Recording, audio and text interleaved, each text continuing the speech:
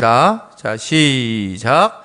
예수께서 나가사 습관을 따라 감람산에 가심에 제자들도 따라갔더니 그곳에 이르러 그들에게 이르되 유혹에 빠지지 않게 기도하라 하시고 그들을 떠나 돌 던진 만큼 가서 무릎을 꿇고 기도하여 이르시되 아버지여 만일 아버지의 뜻이거든 이 잔을 내게서 옮기시옵소서.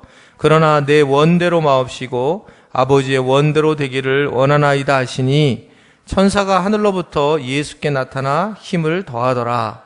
예수께서 힘쓰고 애써 더욱 간절히 기도하시니 땀이 땅에 떨어지는 핏방울같이 되더라. 기도 후에 일어나 제자들에게 가서 슬픔으로 인하여 잠든 것을 보시고 이르시되 어찌하여 자느냐 시험에 들지 않게 일어나 기도하라 하시니라. 아멘. 아멘.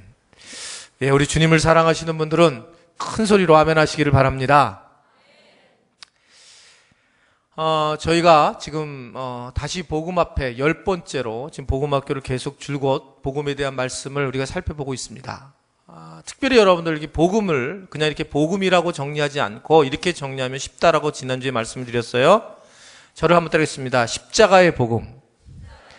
이게 십자가의 복음이라는 이름을 하면 정확하게 우리가 복음의 의미지를 알 수 있어요. 무슨 말씀이냐면 우리가 복음을 만났다. 이 얘기는 우리 자아가 근본적으로 복음을 만났으니까 내가 행복해지고 복음을 만났으니까 내가 천국 가고 복음을 만났으니까 내가 이 세상에서 돈을 벌고 복음을 만났으니까 내가 자녀들이 잘 되고 라고 하는 기복적 신앙을 벗어나서 성경은 뭐라고 얘기하고 있냐면 너희가 나를 만났거든 나의 십자가를 지고 나를 따라야 한다. 십자가라고 하는 아주 중요한 것을 우리에게 알려주셨고 그리고 네가 나와 함께 십자가에 못 박혀 죽었으니까 이제는 사는 것은 네가 사는 게 아니고 내가 사는 거다 라고 하는 중요한 말씀을 우리에게 알려주셨습니다. 이 얘기를 우리가 어떻게 이해를 하면 되냐면 복음을 만난 자들은 십자가를 져야 되고 십자가의 복음은 결국 다르게 얘기하면 십자가를 지면 우리가 힘들 거냐? 힘들지 않고 복음이 일하시도록 우리가 십자가의 복음을 져야 한다. 그래야지만 완벽한 복음을 만날 수 있다. 이렇게 말씀을 드릴 수가 있는 거예요. 그래서 여러분 복음에 대해서는 다시 한번 따라하세요. 십자가의 복음을 알자. 그래서 여러분들이 그냥 복음이라는 단어보다 십자가의 복음이라는 것이 훨씬 더 중요한 문제고 십자가를 지는 것이 하나님을 영화롭게 하는 일이고 십자가를 지는 것이 영광을 돌리는 일이고 십자가를 져야지만 우리가 사실은 그때부터 이제 진짜 믿음 생활을 하고 우리의 삶을 다 내려놓을 수 있다라고 하는 것을 볼 수가 있습니다. 그러니까 이 부분에 대해서 여러분들이 정확하게 이해를 해야지만 복음을 정확하게 이해를 한다는 거죠. 그러니까 복음, 이것은 예수 그리스도를 의미하고 있지만 예수 그리스도의 십자가의 사건이 결국 우리에게 십자가의 복음으로 오게 되었다는 것입니다. 그래서 단순히 이기적인 자아를 가지고 우리가 얼마든지 복음을 만날 수 있고 얼마든지 성령의 충만함을 입을 수 있다. 그래서 시몬이라는 사람은 성령을 살려고 했고 그리고 복음을 살려고 하는 사람들이 중세교회에 많이 있었다는 거예요. 그렇기 때문에 우리는 그 복음 앞에 십자가의 복음을 늘 머릿속에 놓고 살아야 되고 십자가라는 이 단어는 예상보다 우리를 자유롭게 하고 우리를 진리에 이르게 한다는 것을 여러분 알 수 있기를 바랍니다. 그래서 너무나 많은 고난을 당한 사람들은 이제 예수님을 만나고 고난을 당한 사람들은 그 뒤에 십자가를 경험하고 난 사람들은 그 다음부터 삶 자체가 그렇게 힘들지 않아요. 힘들지 않습니다. 그냥 대강대강 살아갈 수 있어요. 왜냐하면 십자가를 경험했기 때문에 그렇습니다. 제가 정말 페이스북이 좀 좋아요. 페이스북이 왜 좋으냐면 저를 드러내는 쪽보다는 제가 우리 중고등부 학생들 또 청년들이 어떤 생각을 가지고 사는지를 참 몰랐는데 유일하게 엿보는 것이 페이스북이에요. 그래서 저 친구가 지금 한 1000명이 가까이 되는데 근데 이렇게 보면 굉장히 그 아이들이 어떤 생각을 하고 있는지 근데 요새 애들 보면 거의 어떤 본질적인 문제 이 청년 고등학교 애들이 중고등학교 애들은 계속 자기 자아에 대한 어려움에 대한 이야기들을 계속 하는 거예요. 근데 가만히 생각해 보니까 나도 그때 정말 허무했었던 기억이 나요. 정말 중학교 고등학교 때 얼마나 고통스러웠었는지 얼마나 진리를 못 만나서 어려웠었던지 그러니까 지금 아이들이 똑같은 그런 경험을 하는구나. 근데 도리어 그 뒤에 수많은 일들을 겪고 나서 이제는 다 겪고 나 보니까 여러분 뭐 아시잖아요. 정말 많은 걸 겪고 나 보니까 참 사는 거 별것 없죠. 정말 별것 없는 거예요. 다 겪어보니까 아직 별것 있다라고 생각하는 분들은 아직 나이가 덜 드신 거예요. 살아보니까 그냥 그 살아보니까의 그 자체가 거기 뭐냐면 십자가라고 하는 것을 우리가 경험하고 살아가고 있거든요. 각자들 자기에게 지어진 십자가가 있습니다. 그 십자가를 인생에서 그걸 인정하고 살아가면, 그렇게 되면 우리는 결국 이 땅에서 삶을 내려놓을 수 있고 하나님의 인도하심을 경험할 수 있다는 걸 여러분 알 수 있기를 바랍니다. 근데 쉽지가 않죠. 그래서 결국 이 쉽지 않은 문제는 자아의 문제고, 결국 주님은 우리에게 자아를 죽이라고 계속 말씀을 하고, 근데 우린 자아는 쉽게 죽지 않는 거예요. 그러니까 쉽게 죽지 않으니까 이게 정말 어렵고 힘든 일이고, 그러니까 죽이려고 하니까 다 연결된단 말입니다. 그러니까 말씀만 붙잡고 살아가야 되고, 말씀이 기준이 되고, 말씀이 기준이 되면서 이걸 또 기준을 잡으려면 내 힘으로 살면 안 되니까 성령을 받아야 되고, 성령을 받아서 이것을 가지고 우리가 복음 앞에 서야 나가는 것, 계속 그렇게 해야 되는 것이 우리의 삶에 대한 중요한 진리의 부분이라는 걸 아셔야 된다는 거죠. 여러분, 하나님은 우리로 하여금 너무 단순하게 살기를 원하세요. 그러니까 단순하게 쉽게 살기를 우리에게 말씀을 하셨어요. 그래서 그것은 뭐냐면 네가 하나님을 경외하고 주님만 믿고 살아라. 이게 하나님 우리에게 주신 복음이고 우리에게 알려준 길이라는 거죠. 그런데 이제 문제는 뭐냐면 아까 말씀드린 것처럼 이놈의 자아가 정말 쉽지 않는 거예요. 그러니까 우리는 그냥 어떻든 해결을 한 것 같은데, 오죽하면 사도 바울이 내가 정말 공고한 사람이다. 나를 어떻게 이 사망의 몸에서 누가 나를 이끌어낼까? 그래서 차라리 이 육신이 죽어서 그냥 천국에 가는 게 내가 유익하다. 다 이런 얘기들이, 수많은 성경의 바울의 이야기들이 다 바로 자아가 죽지 않아서 나오는 이야기라는 거예요. 그러니까 이게 자아를 얼마나 죽이느냐에 따라서 하나님이 드러나고, 자아를 얼마나 죽이느냐에 따라서 복음이 드러난다는 걸 믿으시기를 바랍니다. 그러면 어떻게 내가 자아를 죽이는데 좀 어떤 새로운 방법이 있느냐? 새로운 방법이 있어요. 정말 특효약이 있느냐? 특효약이 있다는 거예요. 그 특효약이 뭡니까? 그 특효약이 오늘 제목이 뭐예요? 기도라는 거예요. 기도가 바로 우리가 주님 십자가의 복음을 붙들고 살아갈 수 있는 중요한 부분이란 말입니다. 그러니까 기도를 하고 살아가야 되는 건데, 이제 문제는 뭐냐면 이 기도를 하고 살아갈 때에 그냥 기도가 잘 되면, 기도줄이 잘 잡혀서 기도가 잘 되면 문제가 없어요. 근데 기도는 그렇게 쉽게 잡히지 않는 거죠. 그건 왜냐하면 기도는 철저하게 자아와의 싸움이에요. 한번 저를 따라하겠습니다. 기도는 자아와의 싸움이다. 철저하게 그렇습니다. 여러분, 기도는 시간이 남아서 하는 게 아니고 잠을 갖다 푹 자고 하는 게 절대 아니에요. 기도는 철저하게 자아와의 싸움이에요. 제가 새벽 기도를 강조하는 이유는 새벽에 주님이 그때만 나타나시는 게 아니에요. 그거는 잠하고 싸우는 삶이고, 저녁 밤에 일찍 자야지만, 연속극을 안 봐야지만, 신사의 품격 잘 끝났어요. 그걸 끝내줘야지만, 다 마감이 돼야지만 새벽에 나올 수 있는 힘이 생긴다는 거죠. 대가 지불을 해야 된다는 거예요. 그러니까 여러분, 기도라고 하는 것은 자아의 싸움이에요. 그냥 쉽게 왜 기도가 안 되지? 그거는 여러분, 그것은 자아를 죽이지 않은 거예요. 그러니까 자아는 이게, 자아를 그래서 잘 아는 게 중요해요. 자아를 잘 아는 게. 그래서 사실은 상담을 공부한 사람들이 이렇게 메시지라든지 또는 이렇게 어떤 목회라든지 또는 무슨 관계를 잘하는 이유 중에 하나가 자아에 대한 분석을 자아에 대해서 연구를 많이 한 거죠. 사람의 자아. 이게 도대체 자아가 뭐냐? 자아가. 예상보다 사람들이 여러분 자기 자아를 진짜 모르는 것 같아요. 이경규 씨하고 김구라, 요새는 안 나오는 것 같은데, 김구라하고 또 한 명 누구더라 하여튼가 김성주가 하는 화성인이 있잖아요. 화성인. 근데 얼마 전에 한 2주인가 제 방으로 잠깐 이렇게 지나가면서 보게 됐는데 너무 내가 충격이었는데, 거기에 이런 자매가 나왔어요. 한 자매가 미국 뉴욕대에 다니는 자매인데 심리학과를 다니더라고요. 예쁘장하게 생겼어요. 근데 이 자매가 나와가지고 사회자들 김구라의 턱을 집어넣어 주겠다. 그러고 그 다음에 아픈 데 있으면 다 낫고 S라인도 자기는 S라인을 진짜 예쁘게 생겼어요. S라인을 다 심리적으로 해서 만들었다는 거예요. 너는 몸매가 좋다. 너는 몸매가 좋다. 그러면서 자기 몸이 진짜 좋아졌고 정말 자기가 머리가 좋다. 너는 머리가 좋아. 계속 얘기를 하니까 진짜 공부를 그렇게 못했댔는데 공부를 잘하게 됐다는 거예요. 그 친구들이 나와서 증언도 하고 그러면서 그 얘기를 하는 겁니다. 근데 이 사회자들은 이 말을 도대체 못 알아듣는 거예요. 그러니까 엉뚱한 얘기하는 거예요. 그러면 그 자매는 뭐라고 얘기하냐면 이런 얘기를 하는 거예요.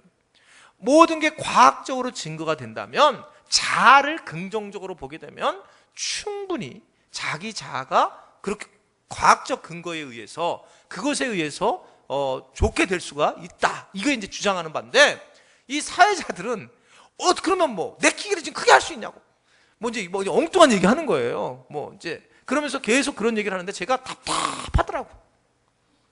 여러분 자아를 정확하게 아셔야 돼요. 자아를 정확하게 알게 되면 어떻게 우리가 십자가의 복음을 짊어져야 되는 줄 아는데 우리는 여러분 자아를 분리를 못해요. 자기 자아를 분리를 못한다는 거예요. 그러니까 자기가 지금 엉키고 있는 그것이 나라고 생각하는 거예요. 내가 지금 엉키고 있는 것 자체가. 근데 여러분 자기를 조금 관조를 한다. 자기가 움직이는 마음을 관조를 하고 자기의 육신을 관조를 하고 그렇게 관조를 하면 그게 많은 영성가들이 했던 일인데 그렇게 되면 그러면 자기가 그 흥분에 빠지지 않아요. 그러니까 자기 자아가 흥분을 하고 있구나. 내가 지금 내 안에 있는 내 마음이 흥분을 하고 있구나. 그러면 내가 컨트롤이 되는데 내가 마음하고 같이 가버리는 거예요, 다요. 그러니까 고릴라처럼. 왜냐하면 자기 자아를 내가 내 안에서 지금 힘들고 어렵다라고 하는 걸 자기가 분리를 못하고 있는 거예요. 그게 근본적으로 조그만 심리학적인 지식만 가져도 훨씬 도움이 되는 거예요. 자기를 객관적으로 볼 수 있는 눈을 가지고 있을 때 그럴 때에 많은 관계들을 잘할 수 있고 그리고 기도도 마찬가지. 기도도 여러분 마찬가지라는 거예요. 자기가 지금 자기 자아가 어떤 식의 상황을 가는지를 깨달을 때 기도도 할 수 있다라고 볼 수가 있단 말입니다. 여하튼 이게 우리가 십자가를 질 때에도 자기 자아가 십자가를 져야 되는데 자기 자아를 뭔지 모르니까 그냥 내가 이거 뒤죽박죽이에요. 뒤죽박죽. 그러다 보니까 복음에 대해서 분명한 우리가 말씀을 보지 못할 때가 많이 있습니다. 그러면 이 자아를 만날 수 있는 것이 뭘까? 여러분 이게 기도예요. 기도는 하나님과의 관계도 있지만 기도는 바로 자기 자아를 객관적으로 바라볼 수 있는 놀라운 힘을 가지게 된다는 걸 믿으시기를 바랍니다. 그 말씀에 대해서 이제 계속 말씀을 드릴 텐데 말씀드릴 게 그거에 대해서는요. 오늘 본문이 예수님이 기도하는 장면인데 지금 예수님이 기도를 하는데 십자가를 지면서 기도하는 장면이죠. 십자가를 막 지고 이제 가기 전에 그런 기도를 하는 그런 장면이에요. 내가 십자가를 져야 된다. 십자가의 복음을 만났어요. 우리가 다시 복음 10번째입니다. 다음 주 끝나요. 근데 십자가의 복음을 내가 만났습니다. 그러면 이 십자가의 복음 내가 십자가를 짊어져야 되는데 십자가를 짊어지게 주님이 하신 게 뭐냐면 기도예요. 그러니까 기도를 해야지만 십자가를 짊어질 수가 있기 때문에 그러니까 이 기도가 얼마나 중요한 부분인가. 십자가의 복음 말로만 들은 게 아니라 정말 십자가를 짊어져야 하는 그런 상황에 기도할 수밖에 없었다라고 하는 것을 오늘 우리가 말씀을 통해서 볼 수 있는데 자, 기도하면 그럼 무슨 일이 일어나는데 이렇게 기도를 강조하실까? 기도하면 어떤 일이 일어나는데 여러분 첫 번째 우리가 알아야 될 것은 여러분 기도하시는 분들 많이 기도하신 분들 한번 얘기를 한번 해보세요. 여러분 정말 사실 기도를 해요. 어떤 일에 대해서 누가 여러분 바뀝니까? 누가 변화돼요? 자, 여러분들이 이제 어느 집사님한테 마음에 상처를 받았어요. 말을 함부로 하는 집사님도 계시잖아요. 교회에 꼭 그런 권사님 집사님들이 꼭 계시잖아요. 그렇죠? 그런 분들 계시면 목사님 때문에 그렇다고 지금? 하여튼 저도 좀 그런 면이 있는데 죄송한데 어떻든 근데 그분들한테 얘기를 딱 들은 순간에 제가 이렇게 좀 거친 말을 한다든지 막 그런 분들 이제 얘기를 듣게 돼서 이제 너무 속이 상해서 기도를 여러분 한다면 하나님 그 권사님 좀 입 좀 꼬매주세요. 집사님의 콧구멍을 좀 막아주세요. 막 이렇게 기도를 만약에 했다고 하면 여러분 그 기도할 때 여러분들이 어떤 마음이 됩니까 나중에? 여러분 남편과 아내와 시어머니와 며느리 자녀들을 위해서 기도를 할 때 하여튼간 시어머니를 어떻게든 빨리 주님 데리고 가주십시오. 만약 그렇게 기도를 하면 주님이 그 시어머니를 갖다 받아들이실까요? 기도를 여러분 많이 한 사람의 공통적인 게 하나 있어요. 기도를 정말 많이 하는 사람들의 공통점은 결국 자기 자아가 은혜를 받는다는 거예요.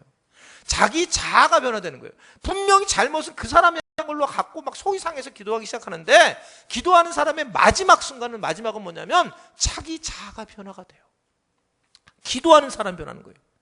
여러분, 기도할 때 어떤 역사가 일어나느냐?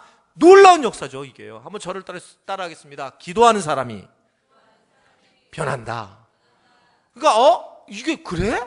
그래서 여러분, 기도를 할 때에 내가 기도하면 내 기도를 싹 들어주셔가지고 그걸 이뤄주겠다. No.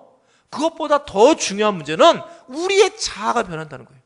기도하는 사람의 자아들이 바뀌기 시작하는 거예요. 자아가 죽는다 말입니다. 자아가 하나님의 품으로 들어간다는 거예요. 그래서 기도 많이 하는 사람일수록 말을 그만해야 돼요. 말을 많이 하면 안 됩니다. 기도하는 사람은 자아가 변했기 때문에, 그러니까 기도를 갖다가 기도가 자기의 과업으로라든지 어떤 내가 성과로 드러나서 하는 게 아니라 정말 기도를 많이 하면 겸손해지는 게 아주 분명해요. 그렇지 않으면 내가 기도를 잘못하고 있는 거예요.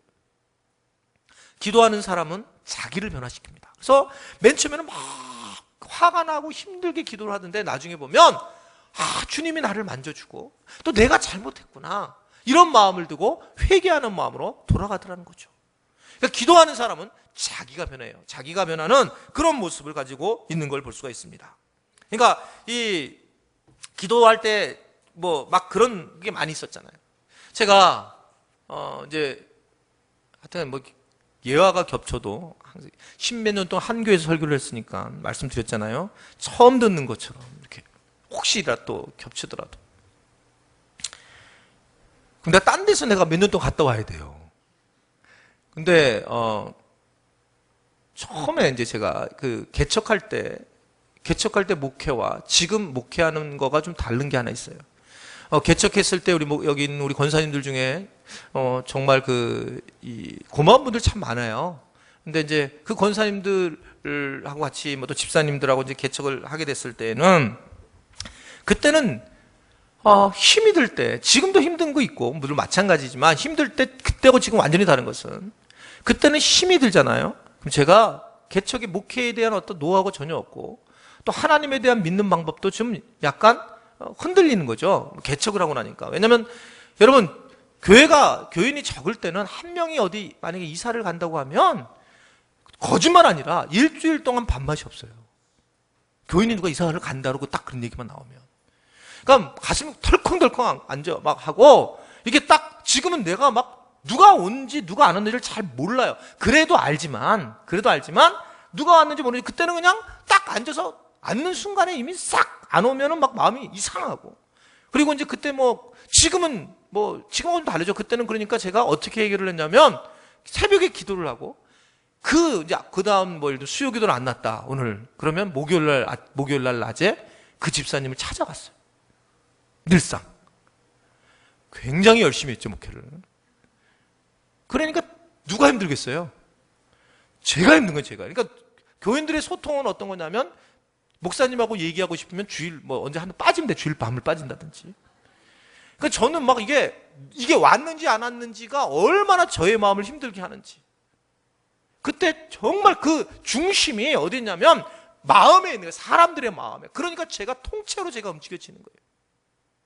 얼마나 어렵겠어요, 그게요. 그러니까 그때 기도할 때는 정말 눈물밖에 안 나는 거예요. 내 자신이 비참해지니까. 그런데 복음 앞에 다시 쓰기 시작하고, 그리고 교회가 성장을 하고, 그러면서 이제 어떤 분이 아무래도 교회를 좀 떠나야 되겠어요. 그렇게 얘기를 하면 가세요. 마음은 힘들어요. 그래도 예전하고는 전혀 다른 거예요. 그냥 주님이 하시는 건데 내가 가서 붙잡는다고 되는 것도 아니고, 그렇게 마음을 주님 앞에 복음 앞에 딱 서버리니까 그때부터 이상하는 사람들도 별로 없더라고. 우리 교회가 큰데 여러분 점점 커졌는데 정말 이상하는 분이 없어요. 근데 교회가 옛날만 했을 때는 코딱지만 해보거든요. 그럴 때는 그 작은 교회들 중에 그냥 몇 명 이사를 가는 거야, 1년에요. 근데 내가 전체가 통째로 흔들구나. 그러면서 제가 3년 동안은 사람들을 찾아다녔는데 그 뒤부터 제가 개척하고 4년 뒤부터는 그때부터 마음을 정했어요. 주님만을 바라본다. 사람이 오든 안 오든 근데 주님만을 바라보고 내가 사람 앞에 가서 얘기하지 않겠다. 그러면서 제가 다시금 하나님 앞에 세워지는 그런 경험을 개인적으로 하게 되었습니다. 자, 이 얘기는 개척교회 세미나 가면 개척교회 목사님들한테 꼭 얘기를 해요. 계속 사람에게 흔들리게 되면, 그러면 정말 목회가 전체가 흔들리게 되고 굉장히 어렵고 힘들어질 수밖에 없다라고 그렇게 얘기를 한단 말입니다. 여러분, 사실은 그러면서 바뀌는 게 뭐냐면, 새벽마다 기도한 게 뭐냐면 내가 하나님 앞에 서지 못했다라고, 그분들의 문제가 아니라 제가 하나님 앞에 서지 못했다라고 하기 때문에 제 자신이 변화가 됐다는 거예요. 얍보강가에서 야곱이 씨름을 했잖아요. 여러분, 그러면서 막 주여 내게 막 축복을 주세요, 축복을 주세요. 근데 결국 하나님이 하나님의 사자가 준 축복이 뭐예요? 환도뼈를 그냥 확 부러뜨리면서 준 게 뭐예요? 내 이름을, 네 자신을 바꿔라. 그 자신의 변화에, 그 사람 자신의 변화에 초점이 갔어요. 네가 변화받는 게 축복이라. 여러분, 기도하는 사람의 자아가 변화될 수 있기를 주님의 이름으로 축원해 드립니다. 아, 기도는 나를 바꾸는 거구나. 그래서 여러분, 기도하면 내가 뭔가를 얻어야 된다는 게 아니라 기도는 나를 바꾸는 거다. 그래서 기도가 너무 중요하고, 내 자아를 바꿀 수 있는 건 기도밖에 없어요. 옆에 분들한테 인사합시다. 지금 침을 튀면서 내가 전하는 것처럼 기도밖에 당신을 바꿀 게 없습니다. 인사하세요, 빨리요. 기도밖에 당신을 바꿀 게 없습니다. 그냥. 침을 튀라니까 침 튀는 사람 하나도 없어. 네, 첫 번째는 그래서요. 기도가 되게 중요하구나. 우리 자아를 바꾸는 게 기도밖에 없구나. 또 하나의 두 번째는 뭐냐면, 기도는 환경을 바꾸기 때문에 그렇습니다. 여러분, 기도라고 하는 것은 우리의 환경을 바꿔버려요. 그러니까 문제가 있는데 그 문제를 변화시키기가 있는데, 기도의 제목에 응답이 올 때에 대부분은 어떻게 오느냐면, 기도를 할 때 기도의 환경을 바꾸기 때문에, 그러니까 나는 분명히 이 부분을 포인트 두고 기도했는데 하나님은 이걸 그냥 그대로 주시는 경우가 거의 없어요. 거의 없습니다, 여러분. 여러분, 혹시 그런 분은 정말 주님이 사랑하는 분이, 나보다 더 사랑하는 분인데, 주님, 내게 5억 7천이 필요해요.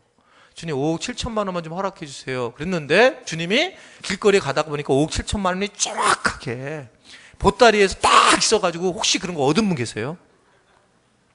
직접적으로 기도를 막 했는데 그대로 얻는 분. 그렇게 되지가 않아요. 그렇게 해요.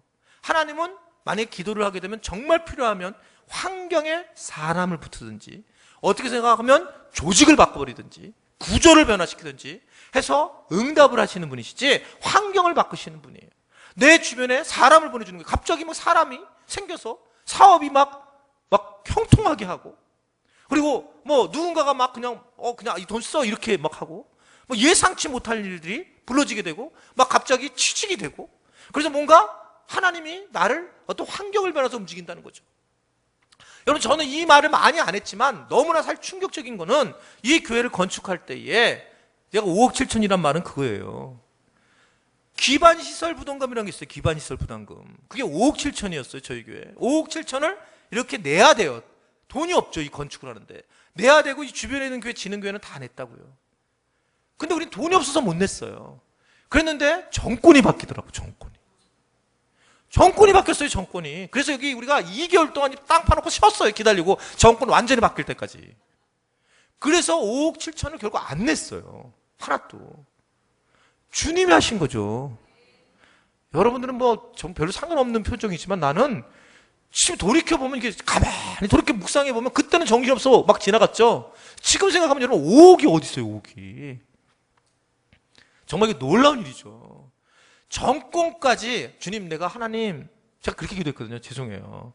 우리 교인 중에 좀 확 회개해가지고 좀 자기 전 재산을 좀 하나님 한 방에 좀 끝내가지고 조금 큰 거 하나 좀 누가 해주셨으면 좀 감사하겠습니다, 주님. 그렇게 기도를 주로 했거든요. 근데 주님은 주는데 어떻게 했냐면 그냥 정권 교체로. 하여튼간 뭐 지금 욕 먹고 있지만 좋아요, 나는. 정권 교체로 하나님께서 그 일을 하셨어요. 그래서 그때 여기서 기도 같이 한 분들 여기 숱하게 있어요. 순간순간 기도한 거. 그것 때문에. 하나님은 여러분 환경을 바꾸시는 분이세요. 근데 이게 우연이다 이렇게 생각하는 거예요. 그러니까 기도라고 하는 것은 환경을 바꾸고, 그러한 아주 중요한 은혜를 우리에게 허락하셔 주시는구나 라는 것을 말씀하고 있습니다. 세 번째는 기도는 사건을 해결할 수 있는 능력을 내게 부여해 주시는 거예요. 사건을, 어떤 문제를 해결할 수 있는 내게 지혜라든지 능력을 내게 허락해 주신다라고 하는 것을 말씀을 하고 있단 말입니다. 기도를 하면, 기도의 문제를 해결을 하려고 나갔을 때 보면 기도를 해서 문제가 싹 해결되어 있는 게 아니라 기도를 할 때 보면 어느 날 내가 그것에 대한 해결할 수 있는 눈이 보이기 시작을 하는 거예요.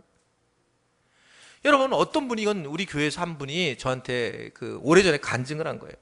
내가 뭐를 갖다가 이제 계약을 하려고 하는데 그 사람을 만나서 한 3-4번을 갔는데 안 되는 거예요. 새벽 기도를 더 나왔대요. 그래서 주님 원하시지 않는 것 같아서 하도 가서 계약을 하려고 하는데 계약이 안 되는 거 보니까 하나님이 원하시지 않는 것 같습니다. 그리고 이제 기도를 막 하고 있는데 갑자기 하나님께서 그런 마음을 확 주시면서 말씀하더라는 거예요. 한 번 더 가라.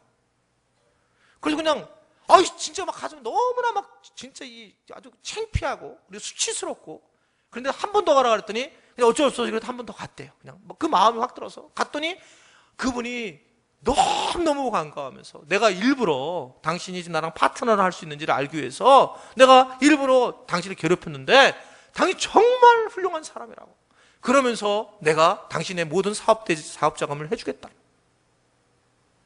왜 그랬냐면 그것은 그게 마지막에 한 번 가느냐 안 가느냐 이게 정말 수치스러운데 그 사람도 수치스럽게 한 걸 알잖아요. 그런데 기도를 하니까 하나님이 마지막 힘을 주셨다는 거예요. 그러니까 하나님이 그 일을 열어주신다는 거예요. 그러니까 기도를 안 하면 그냥 자기 혼자 자기 생각으로 끝나는 거죠. 내가 안 해도 살아. 괜히 성질내고 하나님은 기도도 안 들어주시다고 마지막 기도를 안 하고, 그러면서 마지막까지 가지 못하는 그런 경우가 참 많이 있단 말입니다. 여러분, 우리는 분명히 좀 알아야 될 것은 우리가 이게 물이 깊다고 해서 사람이 죽는 게 아니에요. 그러니까 물이 깊다고 해서 이번에 정 목사님이 그런 저한테 얘기를 하더라고요. 우리 교회 이렇게 예전 교회에서는 물놀이를 못 가게 했는데, 그리고 우리 교회는 물놀이를 이렇게 막 가게 하는 그런 모습, 그런 비슷한 멀리 가고 막 이런 걸 보면서 참 놀랬다고 그러는데, 사실은 이제 우리 좀 조심해야 될 부분이 있겠지만, 여러분 물이 깊어서 죽나요? 물이 깊어서 죽는 거예요, 사람이? 아이들이? 왜 죽는 거예요? 이거 봐. 기도를 안 하니까 지혜가 없잖아요. 아니, 물에 빠져 죽을 때 물이 깊어서 죽습니까? 제가 아는 사람은 지난번에 예전에 설교를 했었잖아요. 제가 여기 이런 오강 같은 데 이렇게 딛고 빠져가지고 여기서 코 닫아가 죽었다고? 물이 깊어서 죽어요? 뭐 때문에 죽어요? 주님, 수영을 못하니까 죽는 거예요. 너무나 당연한 얘기예요. 물이 깊고 낮고에 상관이 없어요. 물이 깊고 낮고에 수영을 이 사람이 할 줄 알면 물이 낮아도 수영을 하고 깊어도 수영을 해요. 그러니까 그걸 모르는 거죠. 이게 너무나 당연한 얘기란 말이다. 해결할 수 있는 능력은 수영을 하면 되는 거예요. 근데 우리는 주여 한강물을 낮게 해주시옵소서. 내가 이 한강물을 놔도 요단강처럼 홍해를 가르는 것처럼 수영하고 가라. 수영해서 네가 수영 열심히 연습해서 가라. 근데 그냥 자기가 믿음 좋은 것처럼 그러는 거예요. 우리가 기도를 하면 문제를 해결할 수 있는 능력이 우리한테 생기는 거예요. 너무 상상할 수 없는 능력이 생겨요. 상상할 수 없는. 어떻게 이게 내가 할 수 있었을까? 여러분 깜짝 놀라잖아요. 여러분 스스로가 놀라잖아요. 우리 기도하는 걸 보면 5가지 기도 제목들 하는 거 보면 오늘도 마찬가지지만 너무들 감사를 잘하고 있는 거예요. 본인이 놀라잖아요. 내가 어떻게 이런 감사를 하지? 여러분 그게 감사는 왜냐면 기도기 때문에 그래요. 감사를 생각하는 것 자체가 기도예요. 안 쓰는 사람, 안 하는 사람은 아주 회개를 해요. 회개. 그것도 그냥 처절하게 회개를 해야 됩니다. 감사를 꺼내는 게 기도예요. 감사를 하는 게. 그래서 감사는 기도하고 연결되어 있는 거예요. 그냥 되는 게 아니라. 그 감사를 하는 분들 보면 막 자동적으로 기도가 나오잖아요. 어떻게 내가 이럴 수가? 내가 어떻게 이러한 마음이 생길까? 여러분, 기도는 사건을 해결할 수 있는 능력이 내게 임한다는 걸 분명히 믿으시기를 바랍니다. 내게 능력이 임하게 되는 거예요. 그래서 여러분, 어떤 사람이 공부를 한다, 공부를 위해서 공부를 해서 기도를 할 때도 그 아이에게 공부할 수 있는 능력이, 실력의 능력이 생겨야지. 걔가 찍었는데 하나님 주여 잘 맞춰서 한 방에 그냥 바로 좋은 대학 가게 해주시옵소서. 주님 절대로 그거 안 듣는 거죠. 그냥 기도의 본질은 그 아이에게 능력이 부여되는 건데 그것이 중요한 부분이라는 거예요. 네 번째는 기도는, 한번 저를 따르겠습니다. 기도는 감사와 찬송을 준다.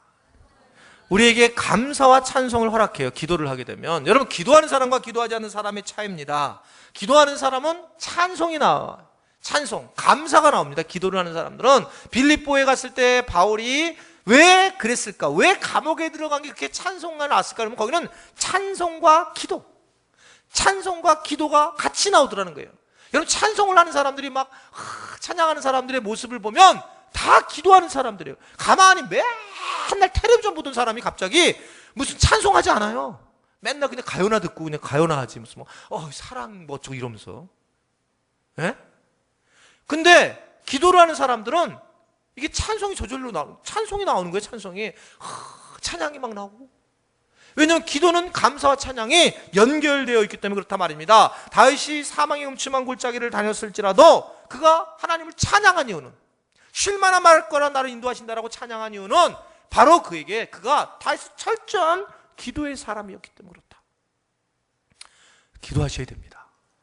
기도하셔야 되는데, 기도하면 우리가 알게 되고, 기도하면 찬양을 되고, 기도하면 모든 것이 형통해진다는 걸 여러분 알 수 있기를 바랍니다. 그러니까 복음을 만난, 십자가의 복음을 만난 사람들은 기도를 해야 된다는 거예요. 기도를.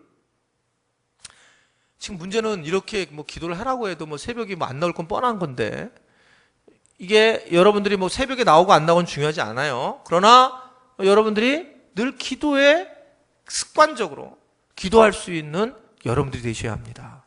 굉장한 거예요, 여러분. 이 기도는 지금 우리가 너무나 가볍게 생각하는 건데 아주 굉장한, 아주 중요한 키라는 거예요. 자, 그러면 마지막 크게 어떻게 기도를 해야 될까? 우리가 어떻게 기도를 하는 게 맞을까? 여러분, 첫 번째는 오늘 이제 본문 말씀을 가지고 가는 겁니다. 깨어서 기도해라 라는 겁니다. 저를 따라하겠습니다. 깨어서 기도하자. 네, 기도하는데 깨어서 기도하자는 거예요. 누가복음 22장 45절의 말씀 보면, 자 보세요. 시작. 기도 후에 일어나 제자들에게 가서 슬픔으로 인하여 잠든 것을 보시고. 뭐가 슬퍼요? 제자들이? 예수님이 십자가에 달려 돌아가신다는 소식을 듣고 슬퍼요.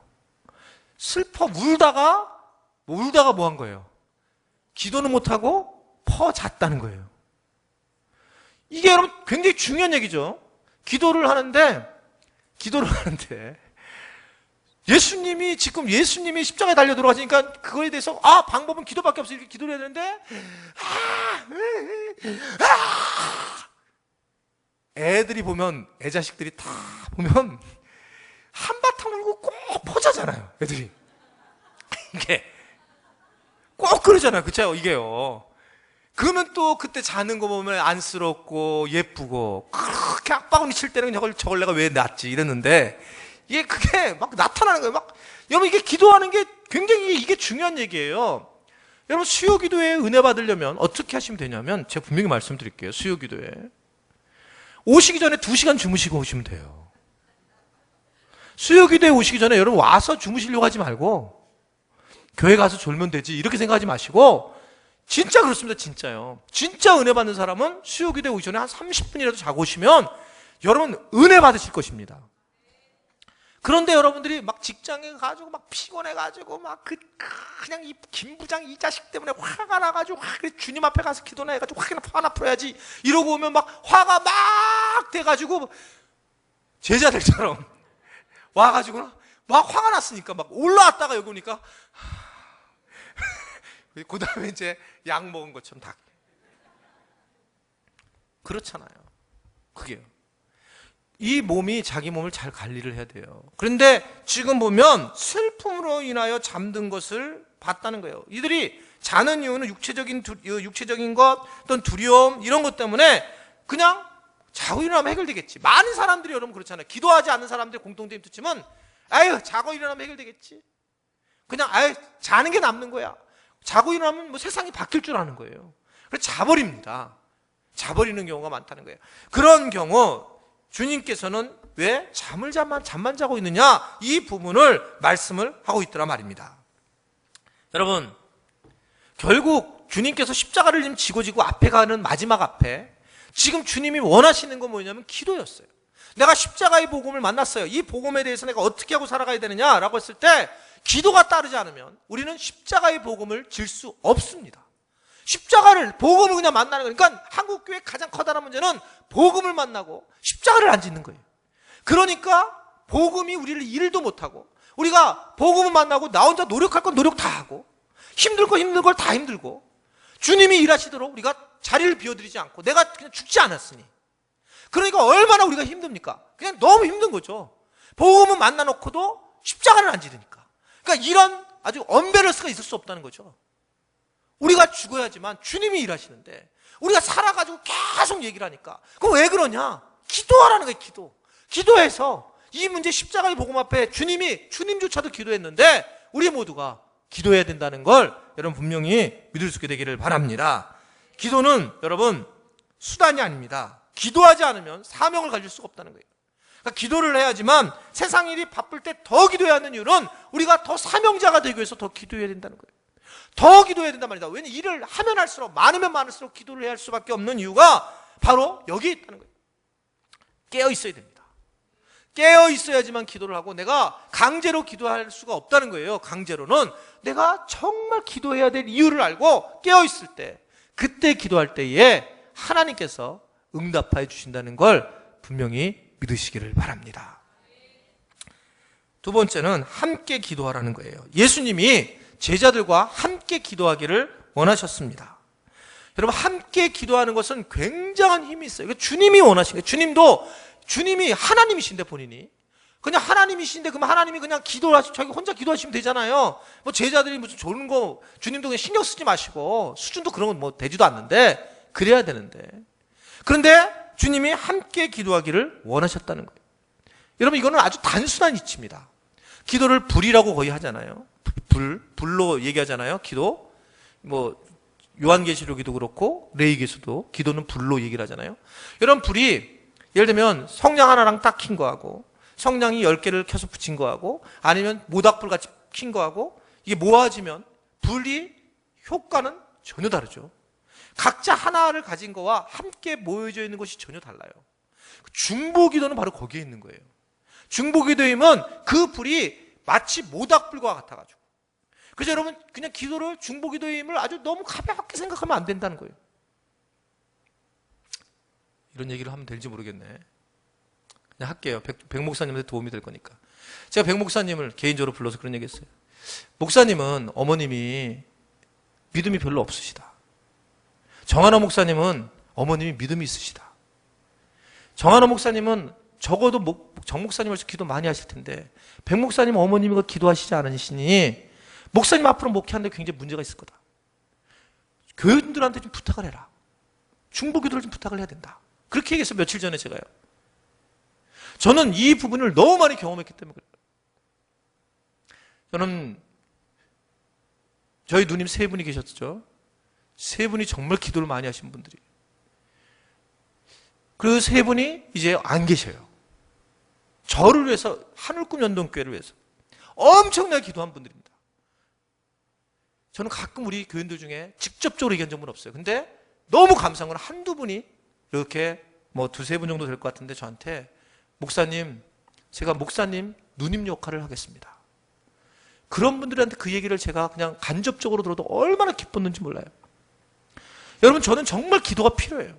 앞으로 교인들이 더 많아지면, 이게 예전에 누님들이 다 기도를 했는데, 하루에 막 20시간을 기도를 해줬는데, 권사님들한테 제가 부탁을 드리는 거예요. 저희 누님이 돼주세요.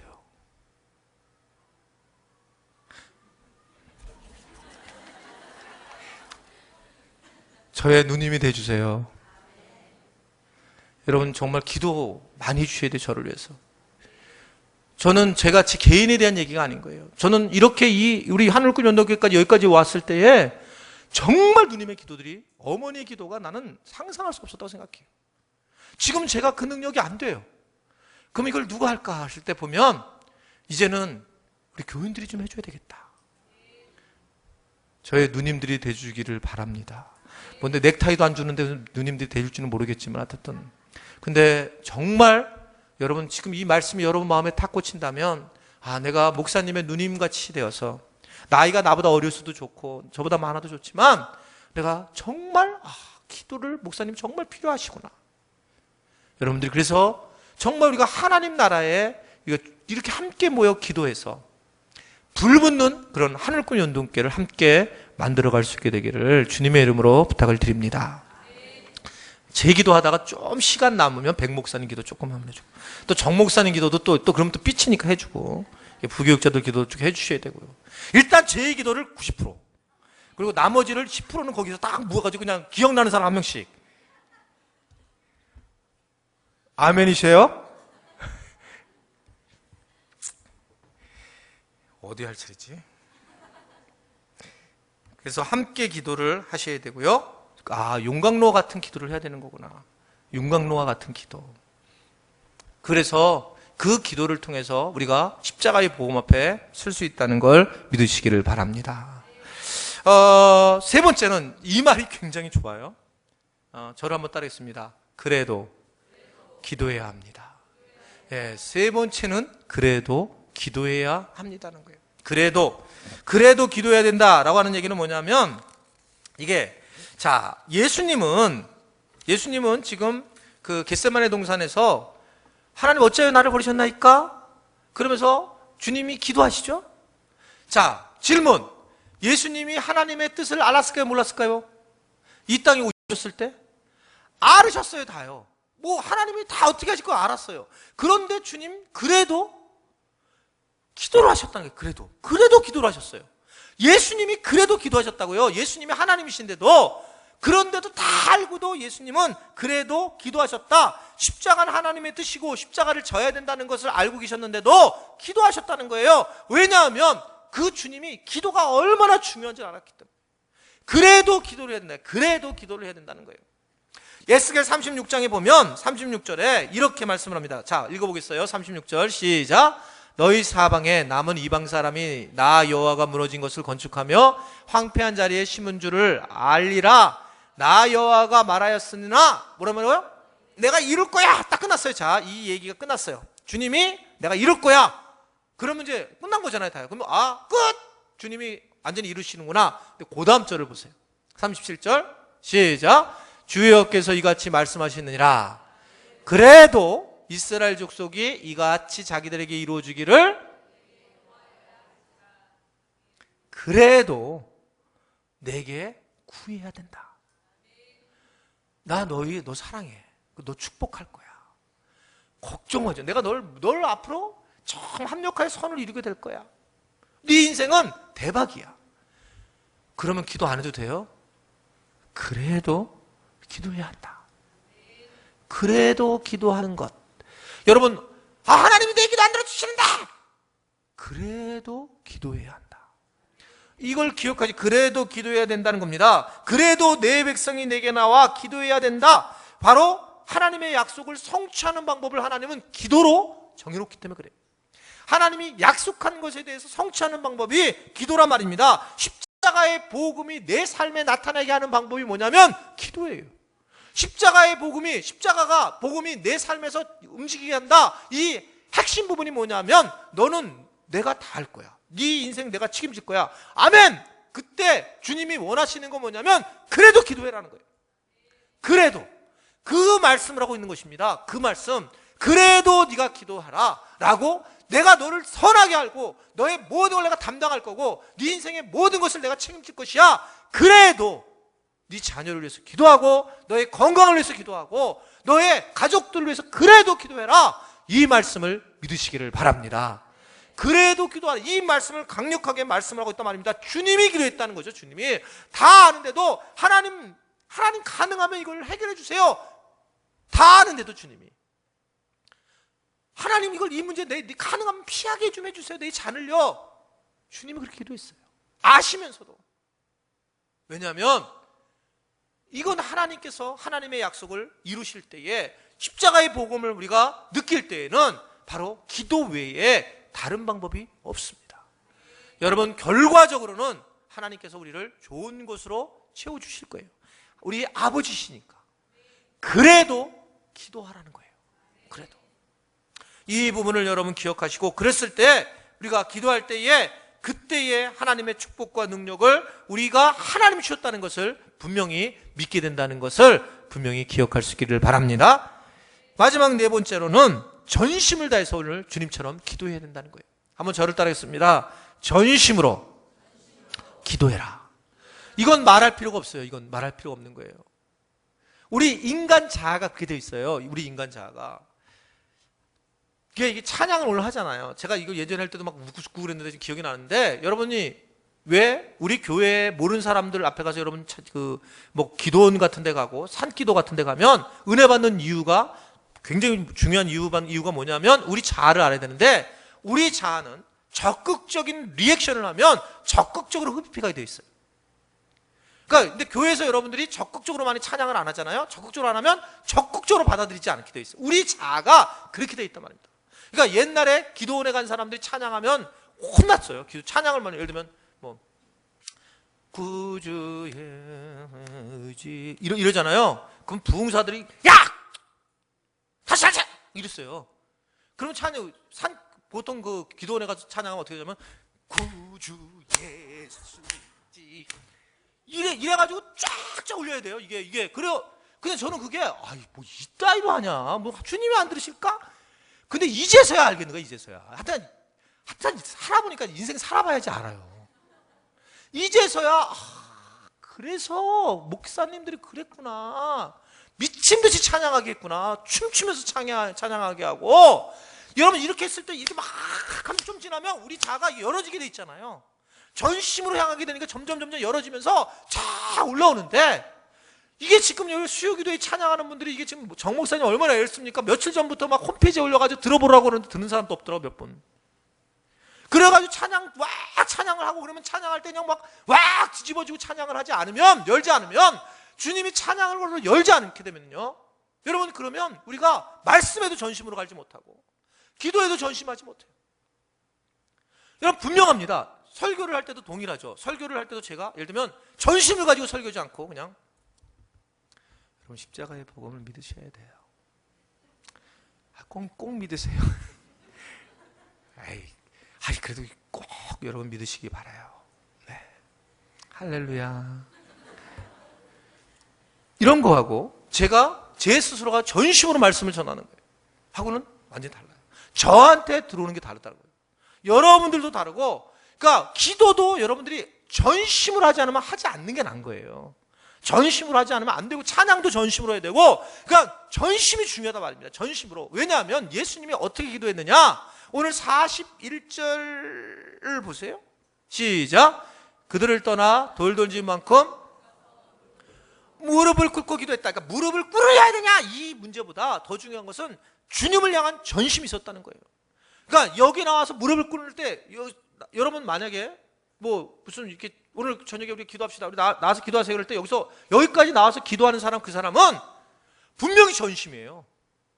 이거는 딴 사람들이 다 보는데 내가 와서 무릎 꿇고 기도하겠다, 전심입니다.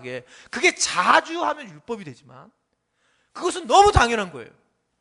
근데 매일 기도하라, 뭐 통성을 하면 그냥 하면,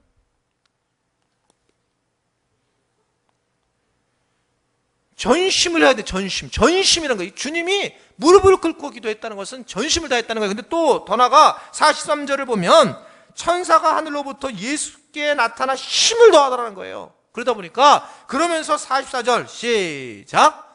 예수께서 힘쓰고 애써 더욱 간절히 기도하시니 땀이 땅에 떨어지는 핏방울. 여러분, 땀이 핏방울 같이 된다고 그래요, 안 된다고 그래요?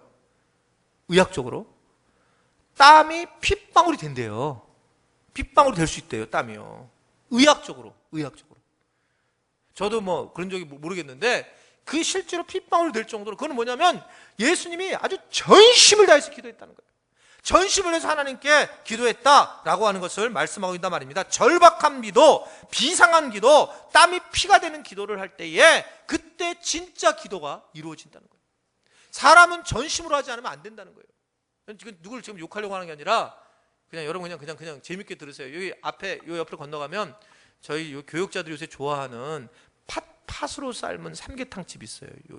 여기로 이렇게 해서 저로 건너가면 우체국 아래에 비쌉니다. 혹시 사주시려면 그거로 좀 사주시면. 하여튼 팥 삼계탕. 근데 그 앞에 교회가 하나 있어요. 제가 개척했을 때 주변 교회를 다 돌아다녀 봤어요. 이 주변 교회를. 10몇 년 전에도 있었던 교회예요. 요번에 거기서 삼계탕 먹으러 갔는데 또 그 교회가 그대로 있는 거예요. 지하에 교회가 하나 딱 있어요. 만난가 맞다 샘천인가 천샘 같은 그런 교회가 있습니다. 신한 한일 아파트 앞에 지하에. 내가 나오다가 우리 목사님들한테 전사님한테 그런 얘기를 했어요. 여기 제가 어떻게 알고 있냐면 거기를 가서 찾아봤더니 그때 거기에 목사님이 지금 거의 20년이 다 됐는데 거기 지하에 계속 계세요. 지하에서 혼자 교인이 하나도 없이 20년을 버티고 살고 계시고. 근데 왜 그러냐면 그 교회는 목사님이 그 건물 주인이에요. 그 지하에다가 그냥 교회 하나만 하는 거예요. 저는 그때도 그런 생각을 했어요. 그럼 교회 교인들이 안 올 거다. 왜냐하면 목회자도 목회를 해도 벼랑에 낭떠러지에 서서 목회를 하지 않으면 여러분 하나님이 분명히 대가를 원하시죠. 저는 하여튼 이거 죄송합니다. 잘난 체를 하는 게 아니고 그냥 대가를 철저하게 지불했어요. 저는 개척할 때 아파트 다, 그 다음에 정말 미안한데 아내한테 그때 모든 보험 다 깨서 개척했어요. 제가 이런 얘기 별로 안 했잖아요. 다 싸그리 놓고 아파트 던지고 그 다음에 모든 걸 아내 퇴직금 그리고 제 퇴직금 그 다음에 보험 다 깨고 하나 딱 유일하게 남은 게 교육보험 깨려고 갔더니 교육보험 깨지 말라는 거예요. 그 사람들이. 그 놔두라고. 그래서 유일하게 그 하나 놔뒀고 다 깨버렸어요. 막 뭐라고 하는데 제가 무조건 깨버렸어요. 저희 집사람한테 잘해주셔야 됩니다. 다 깨버렸어요. 대가 지불하고 그러니까 막다른 골목에 서서 목회했어요. 여기 건축할 때 다 하실 거예요. 전 다 또 아파트 그 안에 있는 거 하나 다 집어넣고. 우리 집사람이 요새 돈 안 모아요. 싹 집어넣었어요. 진짜 안 모아요. 왜냐면 안 믿어요 친구냐. 그래도 뭐라 그러면 두 번에 걸쳐서 싸그리 다 집어넣어요. 싸그리씩. 싸그리가 완전히 바닥까지 다 털어놓는 거니까. 그렇기 때문에 저는 그렇게 생각해요.